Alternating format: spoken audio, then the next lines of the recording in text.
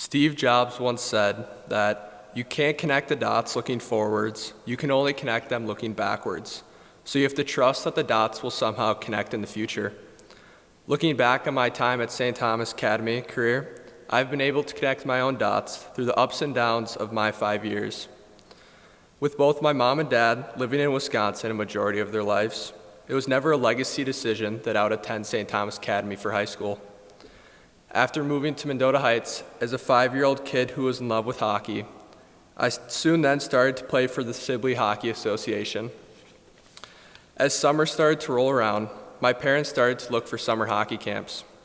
Like many other kids from Mendota Heights, I had started doing a hockey camp run by Sean Foley. It was here where I was first introduced to the rich tradition St. Thomas Academy had to offer. After throwing up on Tom Vanelli, losing a race to Andrew Bamer skating backwards while I skated forwards, and meeting a kid like Jacob Goldad, it was there where I'd sparked my dreams of coming to St. Thomas. After years had passed, watching the football team play under the Friday night lights on the hill and the hockey team play against Korean-Durham Hall, my parents had finally let me take the entrance exam after a lot of nonstop talking about this is where I belong. I was lucky enough to transfer my 8th grade year from the small school of St. Joe's to St. Thomas. My freshman year was a bumpy path. I didn't fall for what St. Thomas had to offer. I did all right academically, but struggled finding a good group of friends to surround myself with. It wasn't until I started having my eyes set on making the hockey team my sophomore year. I started working out with the one and only Ted Johnson at Performance Athletics. Ever since I'd watched the cadets skate onto the ice for the first time, I'd wanted to be able to throw on the blue and white and skate out with my brothers. From the time of my freshman year, to the start of sophomore year, my dad had driven me 30 minutes to Eden Prairie 6 days a week to make my dream a reality. Going into my sophomore year, I had November 11th, the first day of tryouts, stuck in my head. In the end, I had been cut short of my dream, and I was left devastated and lost. I didn't know what I did wrong. My academics had dropped, and I was strongly considering transferring to a different school. It wasn't until I started talking to Gabe Sirik. Somehow, he had convinced a 5'5", 170-pound kid on a good day to join the track and field team. Gabe had talked so highly about the coaching staff, especially Coach Stevenson, and how if I really wanted to make the hockey team my junior year, I should join track. I ended up joining track, and just after the first day, I was ready to quit. I ended up sticking out the week to see if it got easier. It didn't. But in the last practice of the week, Coach Stevenson talked to all of us about how in life, nothing is ever given to us. Hard work and dedication will bring us success. So don't be great, be exceptional. I'm very thankful for everything Coach Stevenson and Gabe have done for me.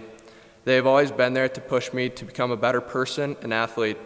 Both of you have taught me many life lessons that will last a lifetime. Thank you. Moving into my junior year, I was prepared for the long and hard path peers before me had talked about. It was my strongest year at the academy, and I couldn't have done it without Miss Schultz. I could have never imagined going throughout high school without having someone like Miss Schultz.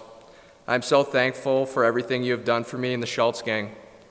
I'm thankful for the endless amount of talk, advice, support, and gum you have given me throughout my St. Thomas Academy career.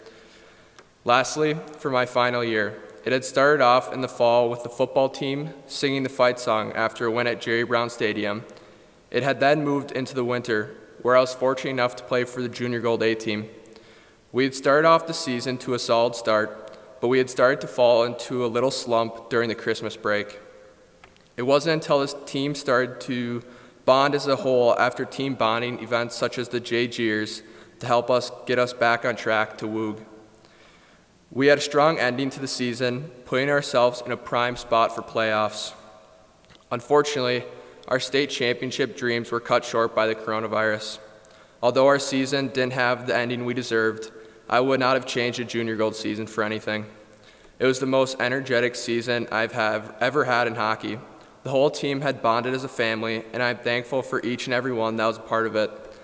I will miss Mr. McCarthy's pregame speeches, the J-Jeers, and even Danny Eldridge singing "We Ready" before the game to then stop and ask why my head is so big.